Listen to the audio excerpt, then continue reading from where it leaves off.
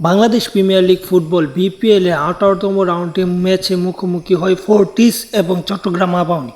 সেই ম্যাচটিতে চট্টগ্রাম আবাহনীকে হারিয়েছে ফোর্টিস 3-1 গোলের ব্যবধানে এবং এই ম্যাচটি জয়ের মাধ্যমে ফোর্টিস পয়েন্ট টেবিলের 5 নম্বর স্থানটা দখল করেছে এবং এই ম্যাচটি চট্টগ্রাম আবাহনী হেরে 18তম রাউন্ড শেষে তাদের পয়েন্ট টেবিলের 19 পয়েন্ট নিয়ে আছে পয়েন্ট টেবিলের 7 নম্বরে।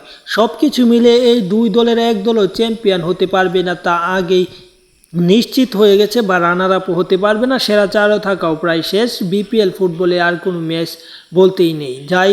যাই হোক, খেলার আপডেট পেতে চ্যানেল সাবস্ক্রাইব করে রাখতে পারেন এবং বাংলাদেশ প্রিমিয়ার লিগ সহ সামনে আসছে টি-20 বিশ্বকাপ, কোপা আমেরিকা, ইউরো কিংবা অলিম্পিক, আরও অনেক ম্যাচ আছে, ফিফা উইন্ডো আছে। সব কিছু মিলিয়ে সব আপডেট এই চ্যানেলে পাবেন। তাই এই ছোট্ট চ্যানেলটি সাবস্ক্রাইব করে পাশে থাকুন এবং পাশে থাকা বেল আইকন বাজিয়ে রাখুন।